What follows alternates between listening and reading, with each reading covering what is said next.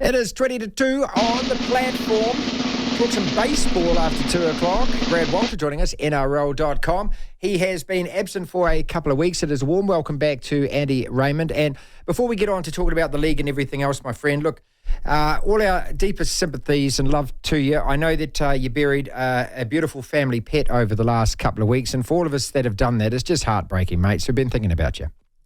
Mate, really appreciate it. Yeah, tough if you're a dog person, you get it. If you're not a dog person, you don't get it. But yeah, pretty average week, to be honest. Tell us a little bit about Doggy. Mate, he was actually a rescue, and we do work with Labrador Rescue, and he was what they call a foster fail. So we fostered him with every intention of finding him a forever home, and we fell in love with him and adopted him ourselves. We had him for 7 years, and because we didn't raise him, he didn't have all the bad traits of the other one. He was just the perfect dog. The other one was, the other one was a four-legged version of you. It was a rat bag. It was into everything.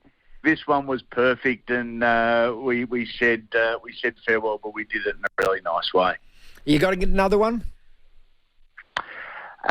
Mate, would you believe we already have a brother and sister here on the Labrador Rescue thing that we've fostered. We won't be adopting, but we're fostered. And we're going to they were going to split them up, mate. 7-year-old brother and sister, and we said no.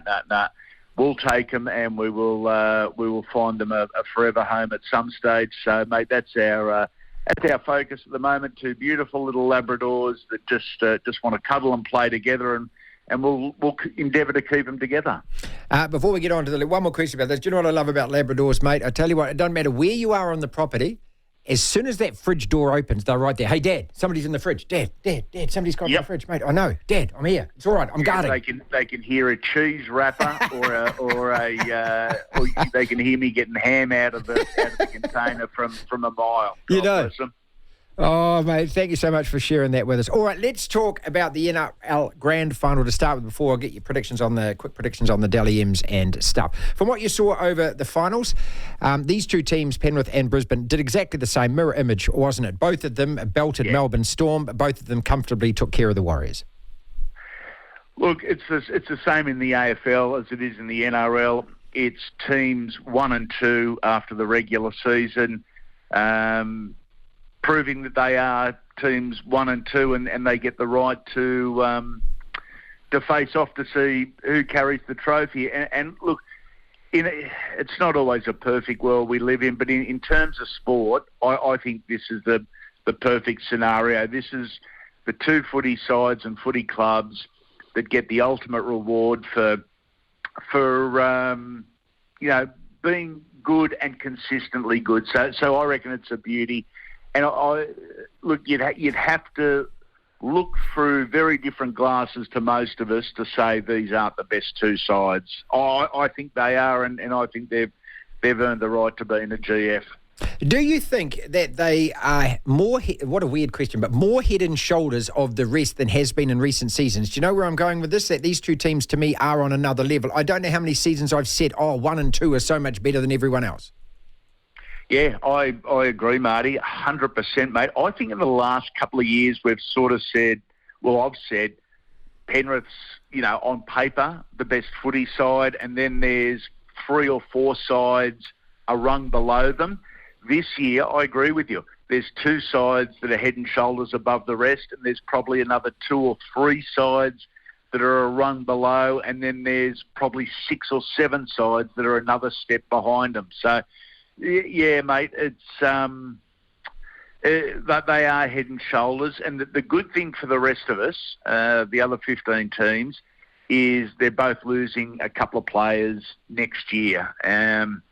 In theory, that should even it out a little bit, but the systems they've got in place and the depth they've got in place, these two will be powerhouses next year, and again, really hard to beat. Well, yeah, we saw Penrith drop a couple of absolute, top shelf championship winning players. Didn't seem to disrupt their season. But Brisbane are going to lose Herbie and they are going to lose Flegler, and that is going to hurt. So you're a Parramatta Eels fan. Andy Raymond Unfiltered with us. That's his podcast, people. I've got a couple of questions in here from listeners, and I want to put these to you with the same perspective applied with your Parramatta hat on, please.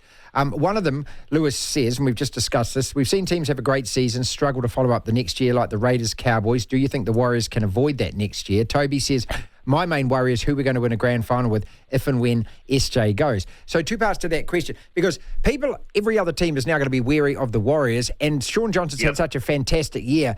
Can he have a fantastic year upon a fantastic year at this stage of his career?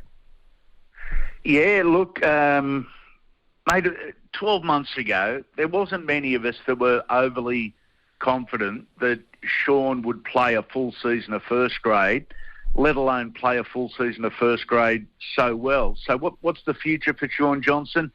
I have no bloody idea. There is nothing telling me that he can't do it again. To be honest, there is nothing telling me he can't do it again. He's got confidence, he's got a smile, and he's got a team around him that work for him. Whether he does completely different... Mate, we put so much pressure on these young blokes. Shaun is now a mature age player. It's amazing when we look back through the history books, especially in those decision-making positions like halfback, Jonathan Thurston, Andrew Johns, Ricky Stewart, Alan Langer, Peter Sterling before that. They were all at their best in their early 30s, not their mid-20s. So, yeah, there is plenty of hope for Shaun. I'd add Brandy to that too. All right, before we get on to the grand final, a couple of things. So as a Parramatta fan, do you spend another summer bitter, twisted, warped and demented? I mean, how do you handle another losing, failed season? I'm saying that with some warmth and love, aren't I? Yes, you are saying that with some warmth and love, you bastard. Yeah, exactly right. But you know, I've got a positive. I've been doing off-seasons like this since 1987. So I am well accustomed to being a Parramatta loser from October to March.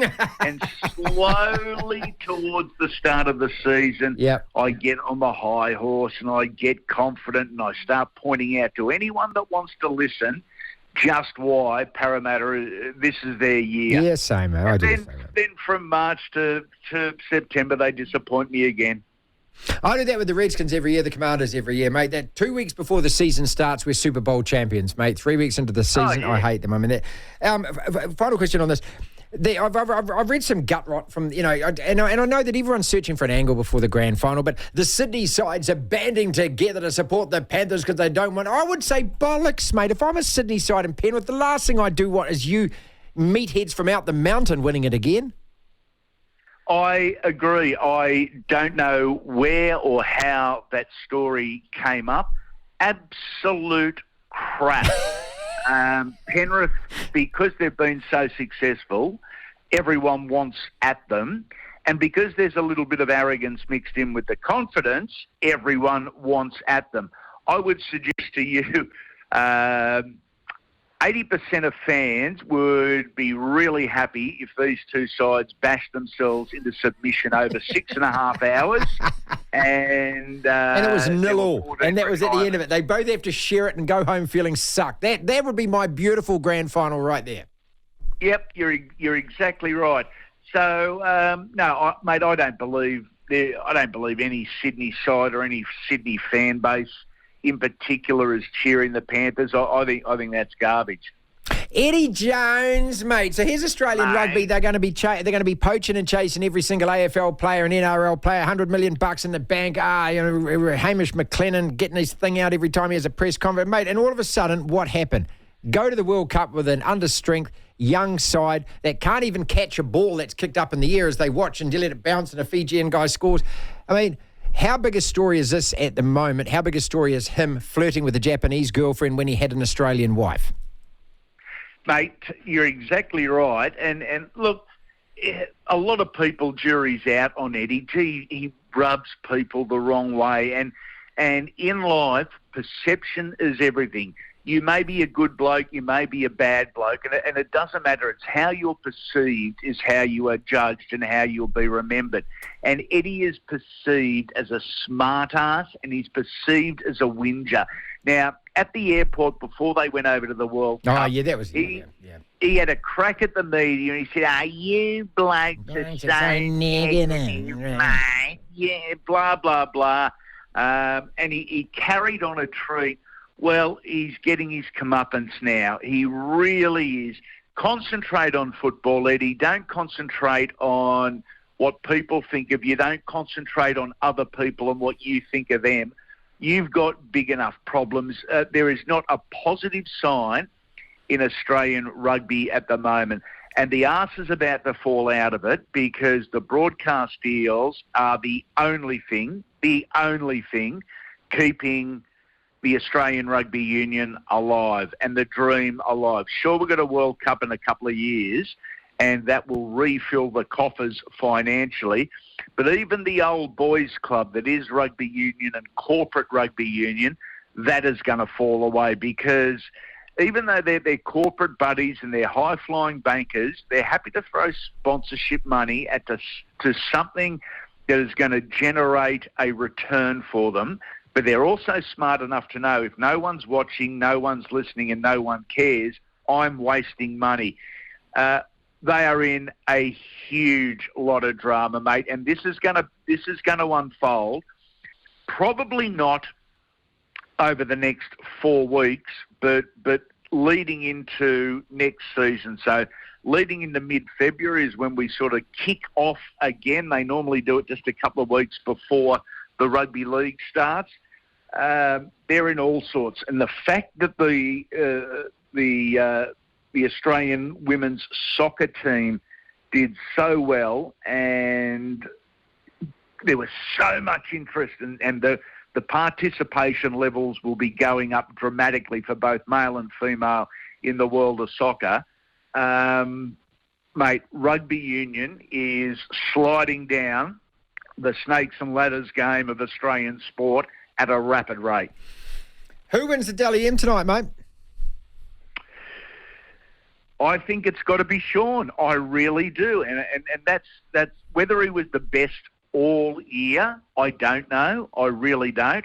But from a mathematical perspective, he will poll the numbers when the numbers count. And that's exactly what Nico Hines did last year. Tommy Trbojevic 2 years prior to that. I think it's Sean Johnson's to lose. I think he goes in as red-hot favourite and thoroughly deserved. Mate, keep in mind, this is a footy side that welcomes back Roger Tuivasa next year. Right. Wow. You've got everything going for you. Is it going to be a Brisbane 1-2 double as far as the AFL and the NRL Grand Finals go? It's a nice little positive story, and I know the media mainstream doesn't like positive stories because they don't get clickbait and they don't sell newspapers. But what a positive story that is. I'm actually a bit surprised. I'm an hour north of Brisbane, and I would have thought the Broncos and the Lions would have got together Sunday night and said, let's do one thing together. Yeah, I thought so, yeah. For half an hour and try and generate a Brisbane against the world type mentality and get everyone supporting. I thought it would have been cool, and it would have drawn tens of thousands of fans. Yeah, do the Queensland thing. Queensland against New South Wales. I would have done it, mate. Absolutely. All right, ARU, Andy Raymond Unfiltered. Who's on the pod this week? Mate, we've got 3 very special episodes. Grand final memories. We've got Kevin Walters. We've got Luke Lewis. We've got Stacey Jones, Greg Alexander, Adrian Morley, Michael Morgan, Anthony Minicello. We've got a whole lot of exclusive content on the podcast, talking about both the good and the bad of their grand final experiences. So good to catch up with you. And again, our thoughts were with you during the week. Thanks so much, mate. See you, legend. Andy Raymond Unfiltered with us.